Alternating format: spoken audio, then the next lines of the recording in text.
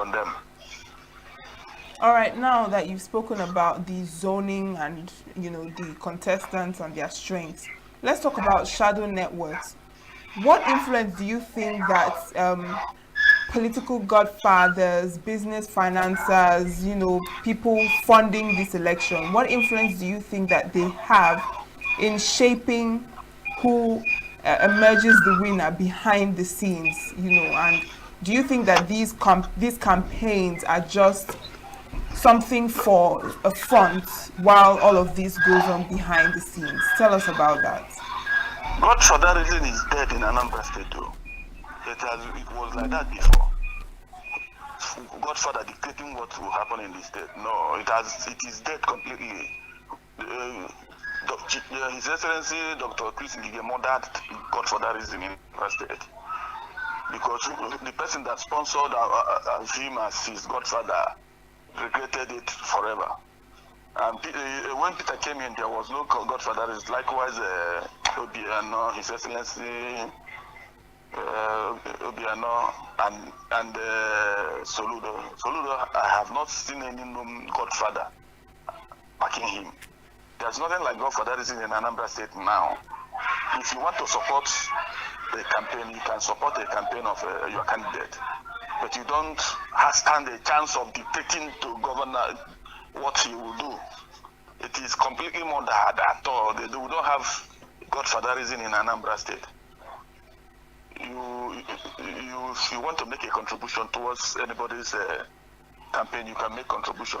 But don't assume that you'll be given any chance to direct what the governor does. That's the system here. All right, now, Mr. Ejindu, some average Nigerians will be wondering why Anambra State is having their gubernatorial election in 2025 November. So I would like you to, give us the rationale behind Anambra State having their elections, ahead of every other state. When things are modeled through, elections are modeled through rigging. Somebody was rigged in 2003, and P2B went to court. Then won in the court and was sworn in that day. So since he has been sworn in as an incumbent governor, as a winner, that his date remains our election period. In 2003, there was a very wonderful election, and it was rigged in favor of somebody else. Why P2B refused outrightly, went to court, because we know the kind of massive support he had. He went to the court and went through tribunal, through courts, appeal courts. And when he was sworn in a particular time, outside the national election swearing in of other people. So that has changed the timetables that time. All right. Now, finally, what are your expectations for this for this election in November? What are your personal opinion, your expectations? The election will be calm. There will be a fairly free election, no matter the hitches we will expect or we will experience. There will be a fairly conducted election. If you look into it to know how it is done, you may not be so much satisfied, but there will be a fairly conducted election, and a winner will emerge. And people that want to go to court will go to court. Whether they will win in the court or not, I wouldn't know. But there will be a credible, a fairly conducted election. Considering if it will be credible, is what I won't know, because money will be involved. There must be a transactional type of election, whether anybody wants it or not, except the system looking to change from the head. All right. A very big thank you to you, Alex Ejindu, on that Anambra governorship election update this morning. Thank you very much for joining us. Thank you, my sister. Thank you. Yeah, thank you very much, Alex, for joining us. And make sure to stay tuned as Signature Morning continues. Thank you.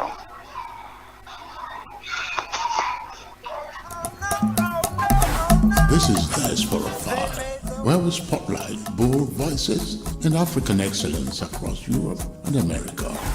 Big wins, big vibes, fired every week, just for you. Across Europe and America, a vibrant story is unfolding. From the boardrooms to the dance floors, from red carpet premieres to cultural festivals, Nigerians and Africans in the diaspora are making waves. I am Ike Udechime. Join me as we highlight the voices and victories of Africans living in the diaspora. Welcome to Diaspora 5, where home meets the world.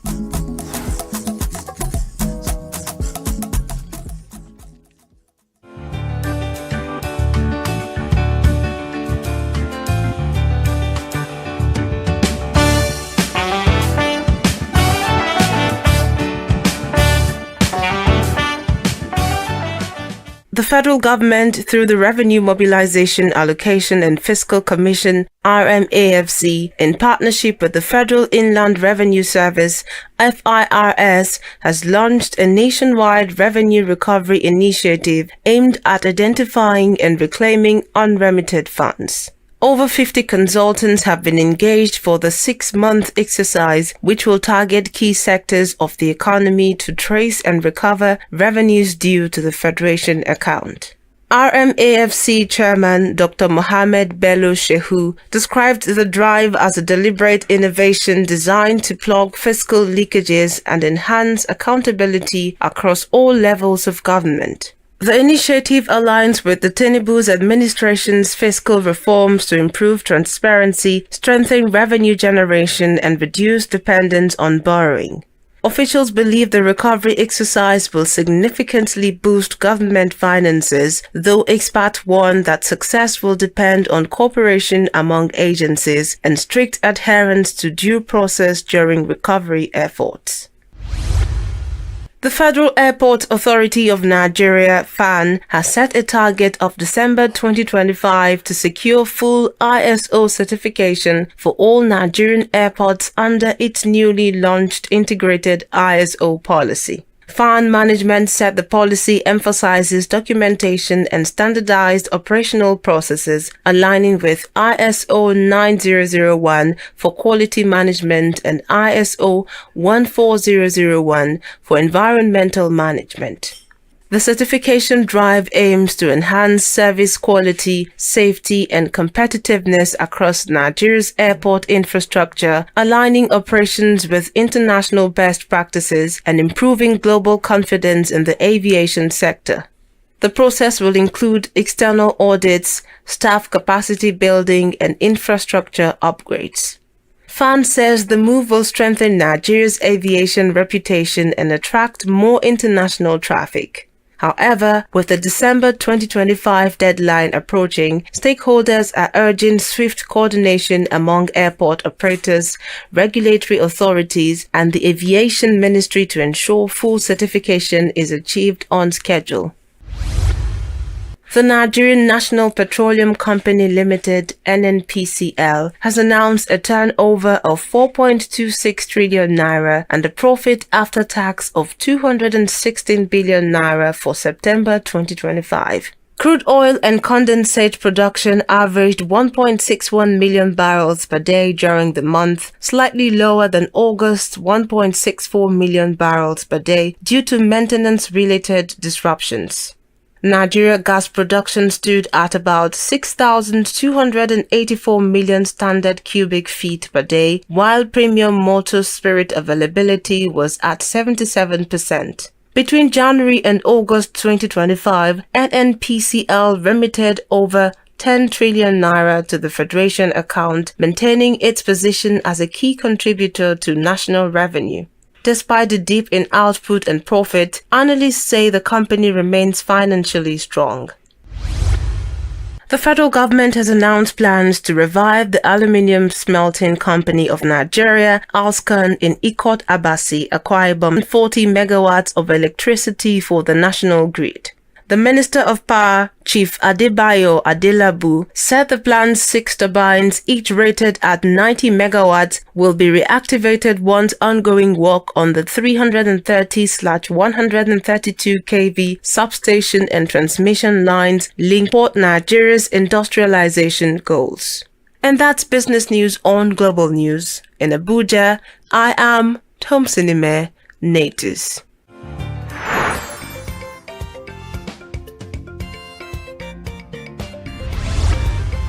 Save Nature TV, news in your pocket. It depends on the states. For example, if it is in Uyo, it's issue of baby harvest, baby factory, which is also predominantly done in Abia State, in this all the southeastern states. If you go to Borno, for example, in the northeast, what you have is domestic servitude. You also have begging. You also have exploitation in the form of child labor. So it's actually very, very alarming, honestly. As I speak, there is no week that passes by without we getting, the zone, getting one report or other from this ENUGU state. There's a place, the local government they call ENUGU. There's another one they call Aniri. Before I assumed office here as the zonal commander, I was told that those two states were, those two local government were one, but they are now each. They are now they are on their own now, and ENUGU has actually become a heaven, an endemic local government in all its ramifications, especially sexual exploitation, trafficking out of the country. About 3 weeks ago, I think about 4 weeks, a month ago, we had cause to arrest a family, a mother, a son, who has been helping the daughter in Libya to traffic their own from ENUGU. So when we got them, we brought them to the zone and remanded them until when they fulfill their bail condition. But one thing I want to say is that those ENUGU people are marvelous. They are very wonderful. They have a vigilante. They are on their guard. They are always coming. There is one that one doesn't even, in quotes, doesn't even like want me to drink water and keep crop. It's always on my toes. I think they are doing very, very, very well, marvelously. They have a president who is raised out of the country. I think it's Luciana, that's the name of it. He's a pastor. He's always been calling me, and that is what we'll be looking for. That issue of a synergy, that collaboration, that assistance, because we cannot do it alone. You know, human trafficking is a security issue. Yes. It's also a political issue. When you remember, we as Christians, what happened in Exodus chapter 1 in Israel, in the Bible, when Pharaoh that does not know Jacob, Joseph came up, he made sure that male children were killed, even in their infancy. When he was that, he said that so that these ones will not join foreigners to come and fight or when they will have war. So this issue of moving people out of the country by deceit, because human trafficking thrives on deceit. It thrives on the vulnerability of the victim. It thrives on coercion. It thrives on means of deception. So when you have this kind of issues, you know that you are in for a fight. You know, like I said, they are doing marvelously for us. They are just like our voice. We are the hand. Yeah. So you can safely say the hand of Jacob, the hand of Esau, and the voice of Jacob. So they are doing very well. So in totality, human trafficking has spread everywhere. And remember, one of the factors is poverty. That's what people say. Yeah. But if somebody comes to you with a deceptive tricks or deceptive offer, and you say you are hungry or you are poor, we want to ask, is it poverty of the mind or physical poverty? Because when you look at somebody and there are certain things, there are certain indicators that you bring it forward to you, you should be able to say no. That is the more reason why there is need for sensation, there is need for advocacy, there is need for education and public enlightenment. And what I have come here to do is one of it, education, public enlightenment, and partnership with your TV, so that we know how to fight this. Let me stop so far. All right. Okay, so I know that everyday citizens, some people witness all this trafficking going on at night, during the day, and what have you.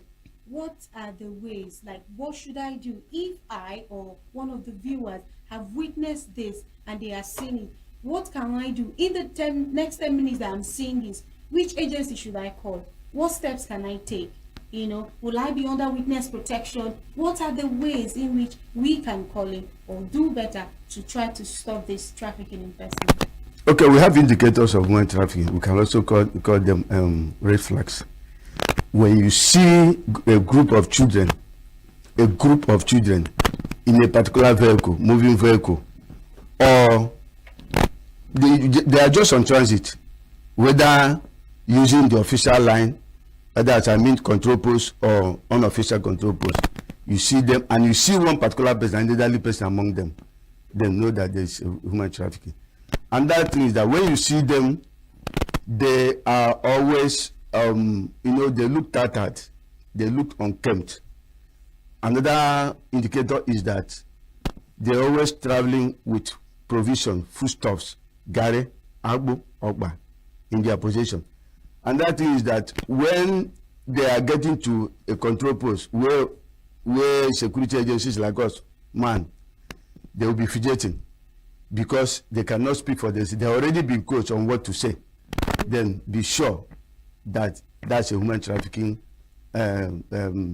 activity. You can also see them with bruises, especially on transit, because human trafficking is all about exploitation. A issue of bondage, issue of trade, intimidation, coercion, so that they make sure that you do not talk. And that one is that most of them, they don't know where they're going to. They don't actually know. They don't even know who is going to receive them there. And that thing is that the person that is the trafficker will always want to be very friendly with you. When they get to where we are now, they will be very friendly. Officer, before you say something, they would have dipped their hand inside their pocket to want to give you money. On the other side, a trafficker is somebody. Okay, before I go to who a trafficker is now, the victims don't have papers. They don't have visas. They don't have international passports. If they do, they are faked. If they do, it will be taken away from them. Then the opposite is a trafficker, who is the person that's trafficking them, taking them out of the country. Human trafficking has 3 elements. Okay. One is the act, what is done. The means, how it is done. The third is exploitation. The act starts from the recruitment, transportation, transfer, harboring, and receipt of persons. The means, the use of force, coercion, adoption, and the position of vulnerability. Then, the trafficker is the one that has so many international passport and visas. He also is very friendly. And at that time, he'll be very, very aggressive when he refuses to play by the rules. He's also somebody that is, involved. Recruits, like a full soldier, and when he does this, he do it on behalf of another person. Let me stop there. So, but if let me take the second part of your question. If once you see this scenario play out, please make sure you do not start muzzling up, showing your shoulder that you can handle this issue, because first thing is that you have to secure yourself. You can, if you start shouting there, they can lynch you, they can deal with you. So what you are going to do is that you now move a little where people are, that you are secured. Then you shout. Or you can call us on our 627, it's a toll-free line. 627. Then 627, then we come to your rescue. Another thing is that these people are very dangerous. They are very, very dangerous. That is the more reason why you must make sure that you get in touch with other security network, because you can see what happened just recently when one Ansarudin terrorist have been have captured. I'm sure people are even that's what that's what I was watching before I started coming, before they came and picked me, because of there is nothing like synergy, there's nothing like collaboration within your vicinity, within your small corner. Talk to people about humanitarian. Just tell them these indicators, because that is what really matters. If you do not know, you don't know. If you can only fight a crime when you know how it exists, how it happens. So that is what we are. In short, about 2 months ago, we had a program we call STEEP. STEEP is an acronym for School Anti-Trafficking Education Advocacy Project. It was actually sponsored by the Kingdom of Netherlands and being implemented by NAPTIP and ICMPD. We actually had in mind 50 schools within ENUGU state. We want to be taking it 10 like that, but we are already taking 10. The next one is going to be 15. We are targeting the children, and you know, targeting of children, what it means, because of the peer group influence, because of the peer group, and we want to talk to them about human trafficking. We actually, after each school, we now inaugurate a vanguard. We call it active vanguard, anti-trafficking person and violence against vanguard in schools. We have about 30 of the students, and we have 2 coordinators. These are the ones, like I told you, the hand of Esau and the voice of. They are the ones speaking for us, because they have a manual that speaks to what they should be doing. How that manual, that's the same place you now find these indicators I told you and how to go about it. So they are also interacting with other schools. Like I told you, I've done 10 schools. We started with City School, British Government Girls Secondary School, the one at ENUGU, and so many of them. So we are actually trying to target them, because family, they say, charity, they say, begins at home. All right. Now, you've mentioned, earlier on when you were speaking, you mentioned the buying and selling of babies as one of, and you've also mentioned the thing you're doing for the children in schools due to peer pressure.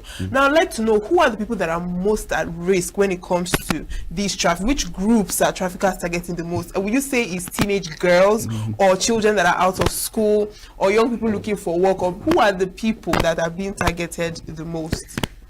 Everybody's at risk.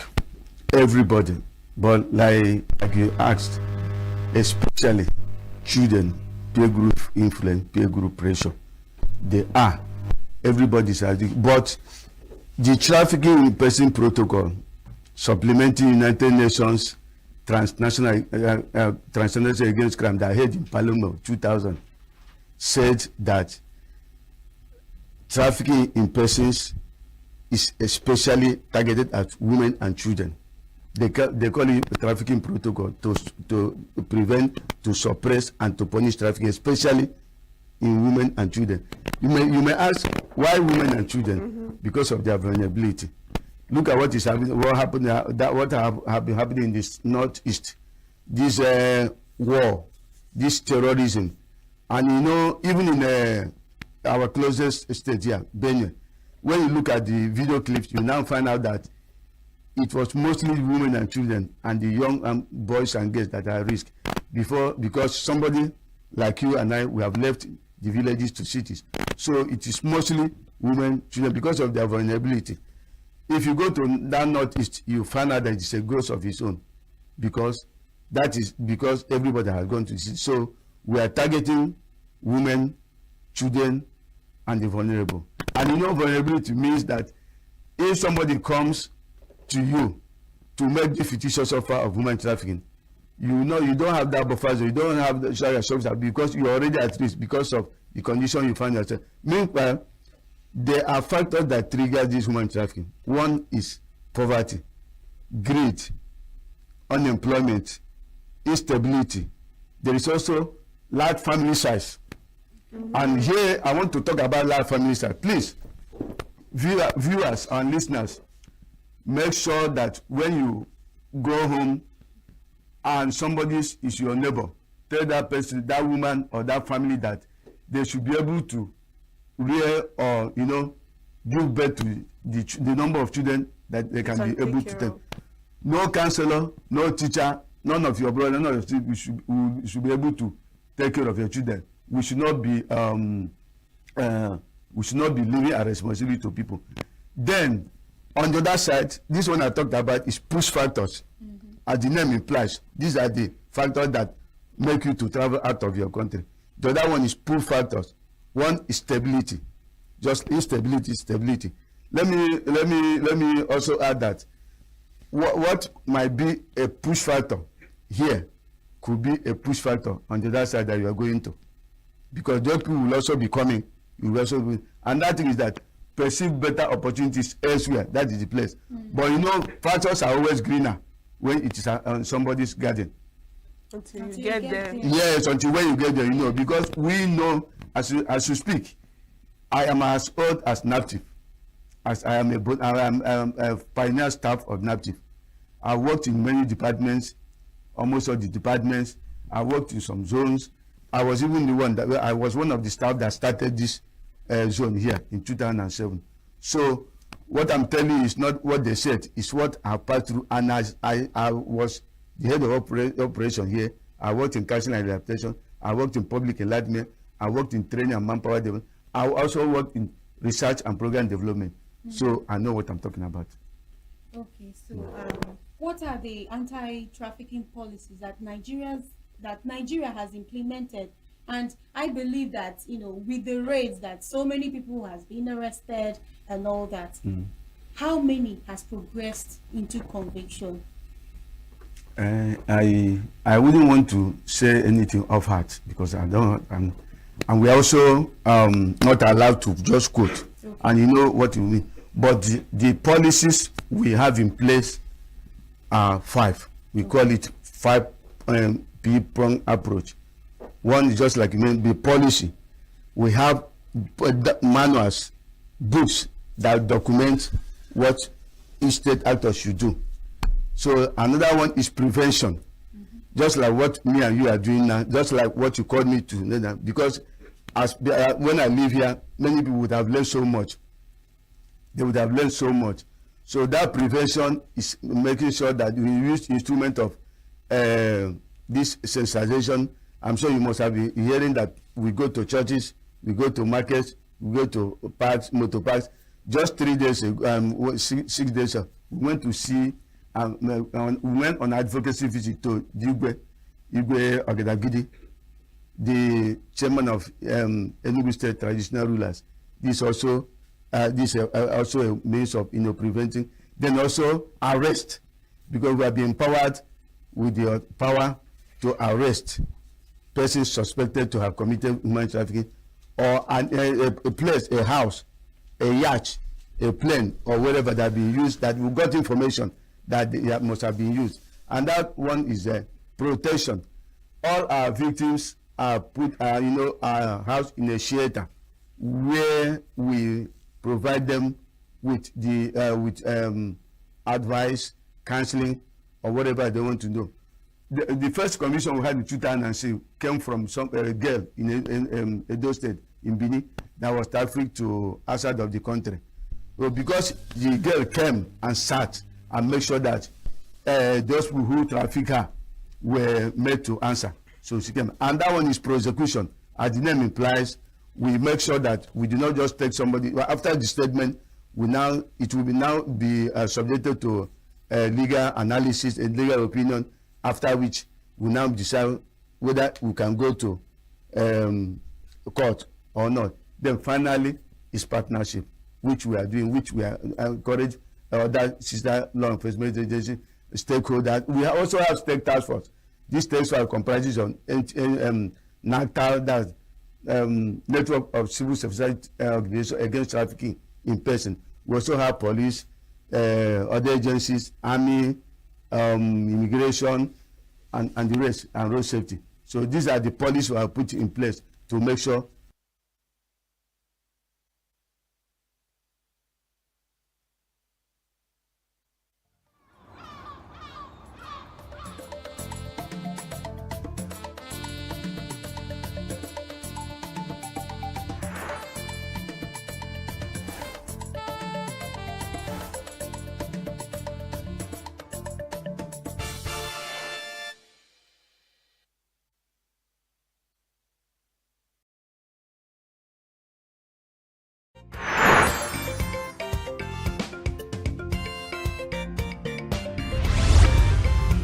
Signature TV. News in your pocket.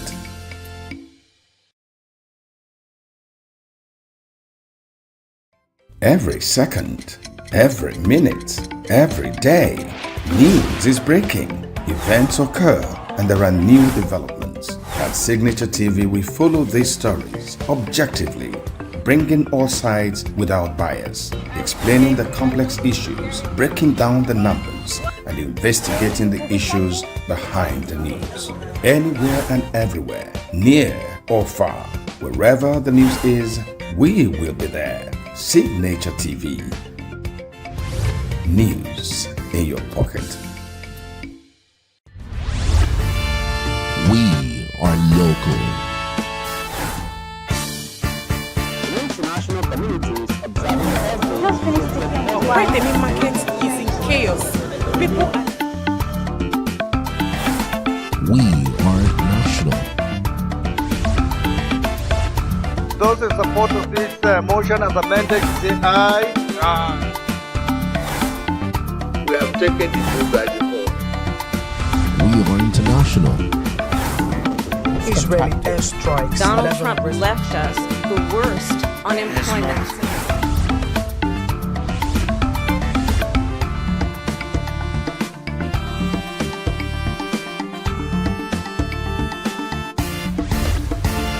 Signature TV. News in your pocket. The way we see the world shapes the way we change it. Gender isn't just a checkbox, it's a lens. One that helps us understand the world more deeply and act more fairly. Gender Perspectives, a program for those ready to see more, do more, and be more. Designed to challenge assumptions, ignite conversations, and build inclusive solutions across every sector of society. We are not, fighting the men. We are not saying we are equal in terms of rights. We're only asking they should recognize our existence. Join us on Gender Perspectives, showing every Saturday by 4 p.m. Repeat every Wednesdays by 5 p.m. and Thursdays by 3 p.m. Change begins with perspective. Let's widen yours.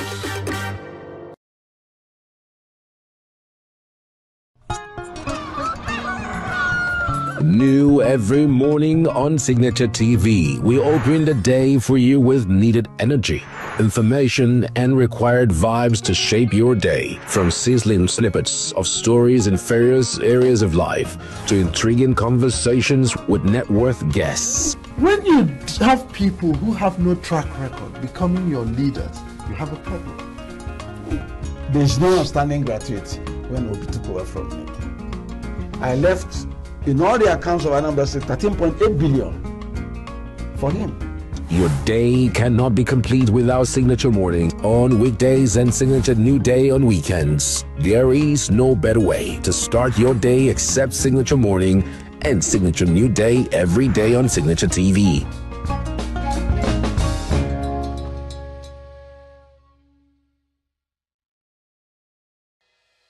Health is more than a diagnosis. It's your lifestyle, your choices, and your future. Join us on Inside Health, your weekly deep dive into the stories, science, and solutions shaping your well-being. From expert interviews to real-life journeys of healing and hope, we cover it all. One of the complications of cancer management or treatment is they have some of them, at one point in time, you see them having anemia. Okay, so you see them at times being transfused.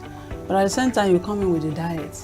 Nutrition, mental health, innovations in medicine, fitness, and everyday wellness. Whether you're managing